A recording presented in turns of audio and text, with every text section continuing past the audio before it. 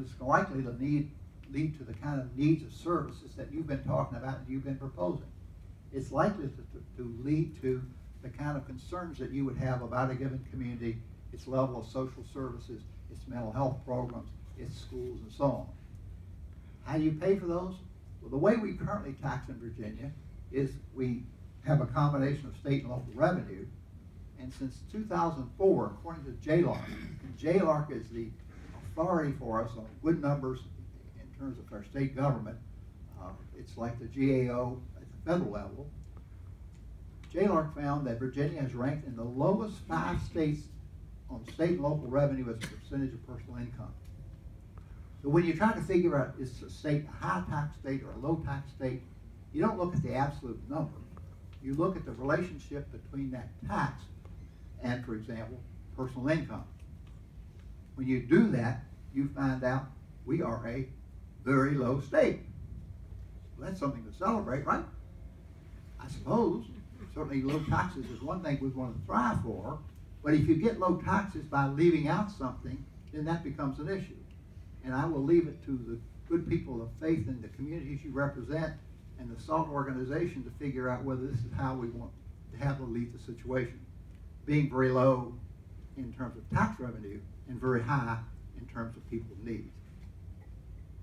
In state and local revenue as a percentage of our gross state product, that is to say all the goods and services that are produced in the state in a year, Virginia ranks 49th.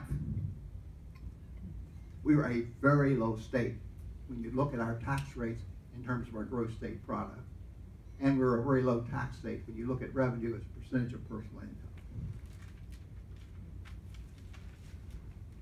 It brings about certain kind of problems in our Commonwealth. Opioid deaths, for example. This chart, the darker the blue, the more the problem. It is the case if you trace opioid deaths and the epidemic in Virginia, it started out in southwest and southside Virginia. Oh my goodness, people that don't seem to have much money, and don't ask me how they get the money to abuse the drugs, but there has been a serious epidemic in that parts of the state, the poor parts of the state. One again, which we, as we work on what our situation is in Northern Virginia, will want to see how that also reflects itself throughout the state. Here's a look at the congressional district, and I'm not going to make this a partisan thing, but I do want to mention the fact that we just had some elections and they had an outcome. It wouldn't be appropriate for me to go talk about all this without saying something about how the elections came out. This is the redrawing of the congressional districts. You know, the Supreme Court finally said on Virginia's districts that they violated the basic tenets of the Constitution in terms of equal protection of the law. They reflect the district that then took into account racial discrimination. And congressional districts were redrawn by the courts because we as legislators could never come to an agreement as to who we'd reward and who we'd screw in terms of redoing the gerrymandering. Because whenever the legislative body does it, somehow there's some gerrymandering issue in that. So the courts did it there, and now the court has found that the Virginia House of Delegates districts likewise are malapportioned. And we had a deadline of October 30th for the legislature to redraw our lines, and as you may know, we weren't able to do that. We simply couldn't come to an agreement because there's a winner and a loser, at least in every one of the scenarios that you work out, and it's again left to the court, and the court's going to redo the job.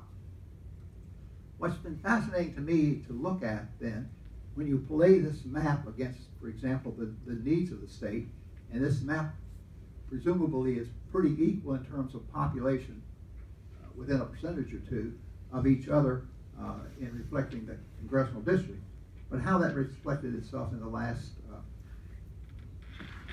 elections. Of course, as you know, and the good news was that now I'm getting partisan. The fact of the matter is that Virginia's delegation went from 4 Democrats and 7 Republicans to 7 Democrats and 4 Republicans. Did I say that right? Went from 4 and 7 to 7 and 4. Some celebrated that. Matter of fact, I celebrated myself. I'm still celebrating it. And you know the other good news? We went from a woman to now 3 women in the delegation. And while that's wonderful news this week, showing real progress in terms of how these issues, I think, are going to be dealt with in the legislative halls, it just builds on the fact that previously